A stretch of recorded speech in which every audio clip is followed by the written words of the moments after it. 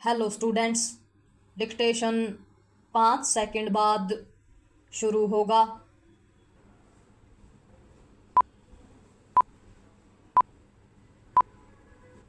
Start.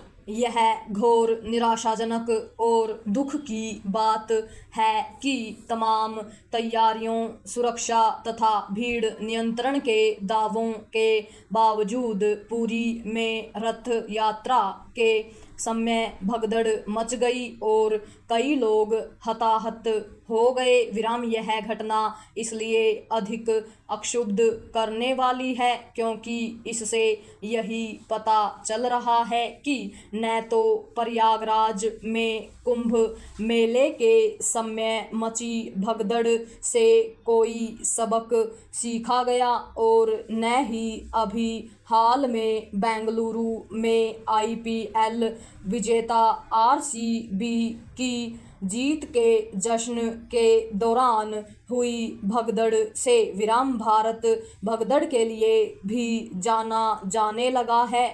अपने देश में धार्मिक, सांस्कृतिक और ऐसे ही अन्य आयोजनों में रह रहकर भगदड़ मचती रहती है। भगदड़ की इन घटनाओं में लोग मारे जाते हैं। जब कोई बड़ी घटना घटती है तो शोक व्यक्त करने से लेकर जिम्मेदार लोगों की पहचान कर उन्हें दंडित करने और सबक सीखने की बड़ी बड़ी बातें की जाती हैं, लेकिन होता कुछ नहीं है। कभी कभी कुछ अधिकारियों को निलंबित कर दिया जाता है और मुआवजा देने की घोषणा कर दी जाती है।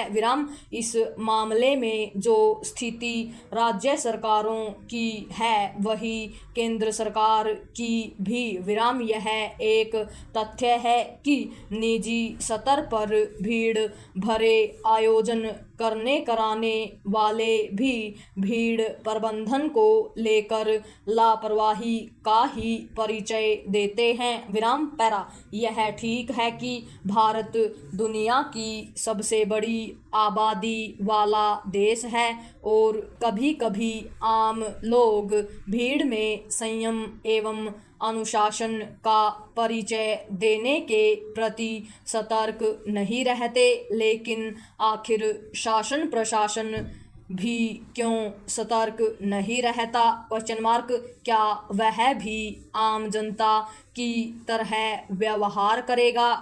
पुरी में भगदड़ के लिए ओडिशा के मुख्यमंत्री ने क्षमा मांग ली, लेकिन आवश्यकता इसकी है कि भगदड़ के कारणों की तह तक जाया जाए और जरूरी सबक सीखने में देर न की जाए। सबक केवल ओडिशा सरकार को ही नहीं, सभी सरकारों को भी सीखना होगा। यदि यह काम नहीं किया जाता तो भविष्य में भी ऐसी घटनाएं होंगी और उनसे कुल मिलाकर अंतर्राष्ट्रीय स्तर पर देश की बदनामी होगी। भारत प्रगति कर रहा है, लेकिन उसे बहुत कुछ सीखने और ठीक करने की भी आवश्यकता है। कम से कम भीड़ प्रबंधन में नाकामी को लेकर तो चेत ही हो जाना चाहिए। यह काम जितनी जल्दी किया जाए उतना ही अच्छा, क्योंकि इसमें पहले ही देर और एक तरह की अंधेर हो चुकी है। वास्तव में जब तक सार्वजनिक आयोजनों में अव्यवस्था और उसके कारण होने वाली भगदड़ के लिए प्रशासनिक अधिकारियों को जवाबदेह नहीं बनाया जाएगा, तब तक हालात बदलने की उम्मीद कम ही है।